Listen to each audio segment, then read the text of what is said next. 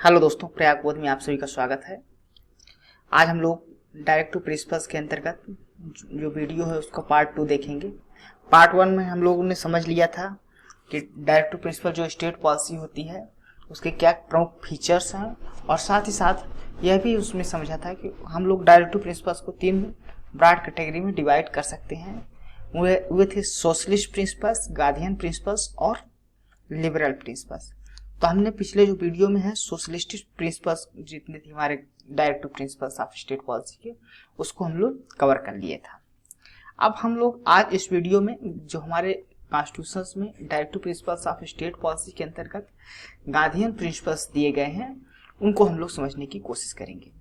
तो जो हमारे इंडियन कॉन्स्टिट्यूशन का आर्टिकल 14 है वो बात करता है, स्टेट को कहता है कि स्टेट कोशिश करेगा टू ऑर्गेनाइज विलेज पंचायत, यानी गांव में एक विलेज पंचायत होनी चाहिए, विलेज पंचायत हो, ये जो है तो स्टेट को कोशिश करेगा।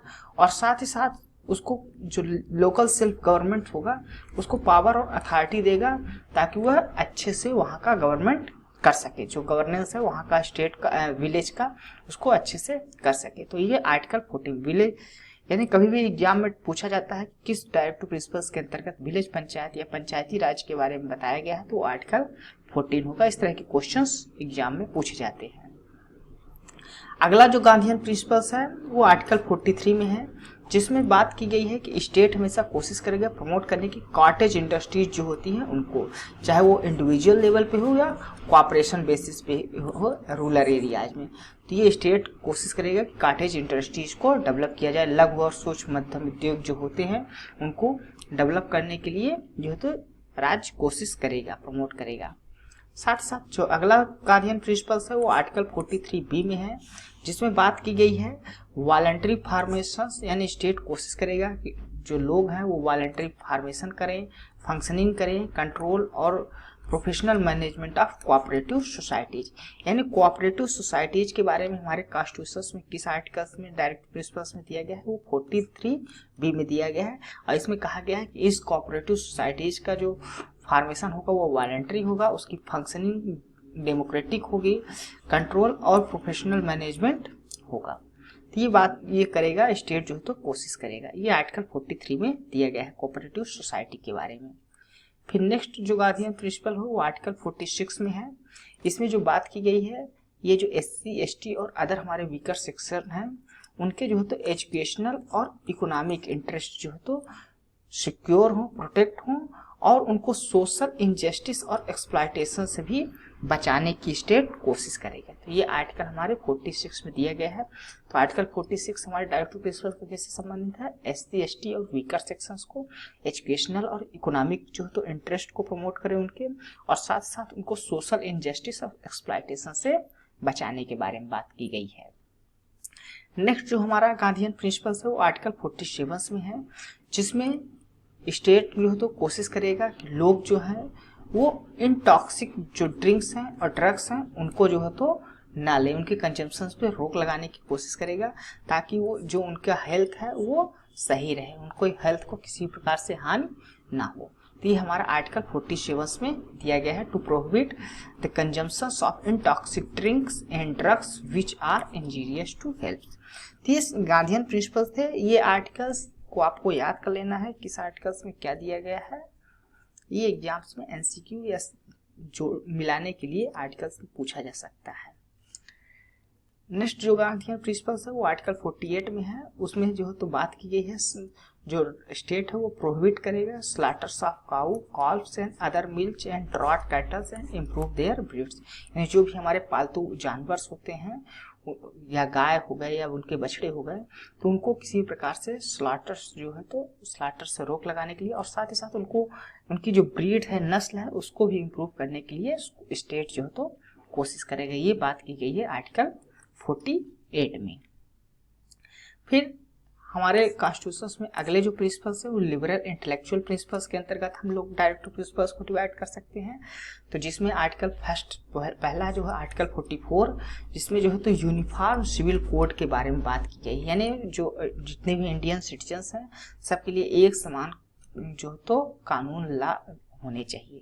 तो यूनिफॉर्म सिविल कोड्स की बात की गई है किस आर्टिकल्स में, आर्टिकल 44 में डायरेक्टिव प्रिंसिपल्स के अंतर्गत, ये याद रखिएगा। अगला आर्टिकल जो है वो आर्टिकल 45 है, जिसमें बात की गई है कि जो स्टेट है वो प्रोवाइड करेगा अर्ली चाइल्डहुड केयर और साथ ही साथ एजुकेशन। जो 6 वर्ष तक के बच्चे हैं उनके चाइल्डहुड केयर की बात की, और साथ ही साथ एजुकेशन की जो है तो जिम्मेदारी है वो भी स्टेट्स को जो है तो कोशिश करेगा वो उनको प्रोवाइड कराने के लिए। अगला आर्टिकल 48 है, जिसमें बात की गई है to organise agriculture and animal husbandry on modern and scientific lines. यानी जो एग्रीकल्चर है और एनिमल हस्बेंड्री है, जो पशुपालन है, ये मॉडर्न और साइंटिफिक लाइन पे होने चाहिए। इसकी बात की गई है आर्टिकल 48 में। फिर है आर्टिकल 48A, जिसमें जो है तो बात की गई है प्रोटेक्ट और इम्प्रूव करने के लिए environment and safeguard the forest and wild life. तो इन्वायरमेंट एंड फॉरेस्ट और वाइल्ड लाइफ को जो सेफगार्ड्स की बात की गई है वो हमारे कॉन्स्टिट्यूशन के आर्टिकल 48 में बात की गई है, आर्टिकल 48A में। ठीक, नेक्स्ट है आर्टिकल 49 में। जो आर्टिकल 49 जो बात करता है वो प्रोटेक्ट करने की बात करता है monuments, places, objects of artistic and historic interest which are declared to be national importance. यानी जो भी हमारे प्लेसेस हैं, चाहे मॉन्यूमेंट्स हो या कोई भी ऑब्जेक्ट्स हैं जो नेशनल इम्पोर्टेंस का घोषित किया गया है, उनको प्रोटेक्ट करने की भी जिम्मेदारी राज्य जो तो करेगा। राज्य उसको प्रोटेक्ट करने को, उसको संरक्षित करने के कार्य करेगा। आर्टिकल 50 है, जिसमें जो है तो बात की गई है to separate the judiciary from the executive in the public service of the state. यानी जो जुडिशरी है वो एग्जीक्यूटिव से आपकी अलग रहेगी, सेपरेट रहेगा दोनों।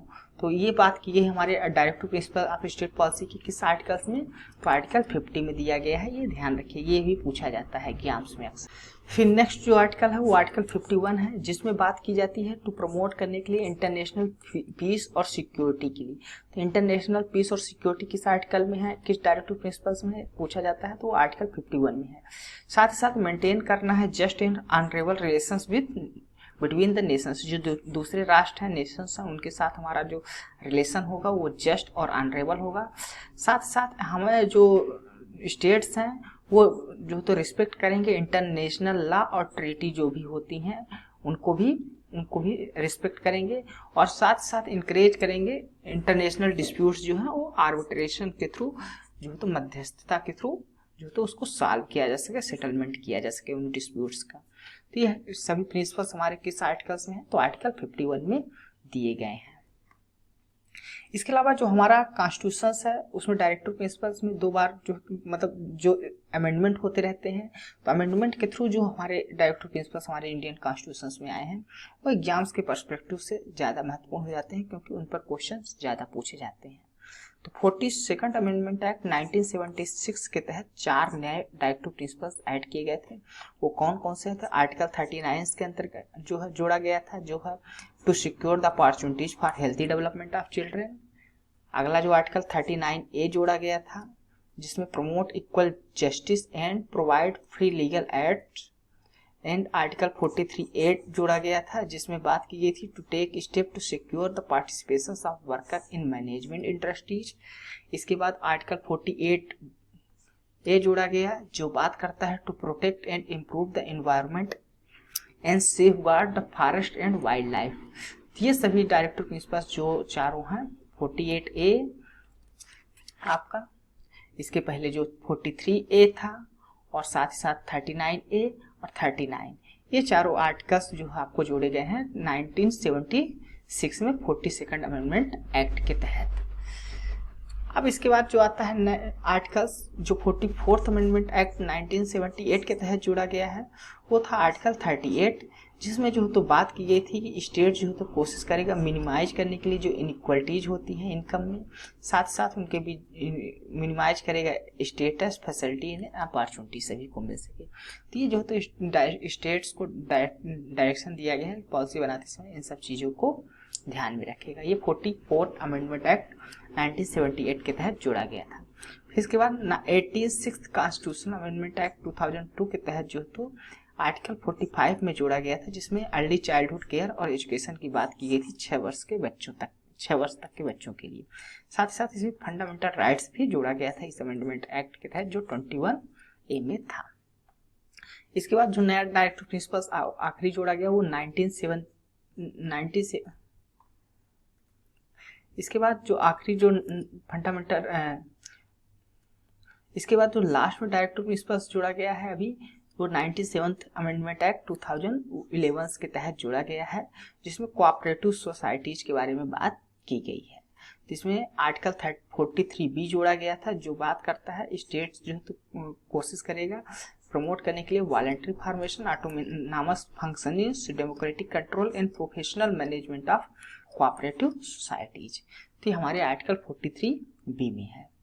तो हमारे इंडियन कॉन्स्टिट्यूशन में directive principles of state policy हैं, उसमें जो गांधीयन और लिबरल जो प्रिंसिपल्स थे उनके बारे में हमने आज डिस्कस किया। यदि आपको हमारा वीडियो अच्छा लगा है तो आप हमारे इस वीडियो को लाइक और हमारे इस चैनल को सब्सक्राइब जरूर करिएगा। धन्यवाद।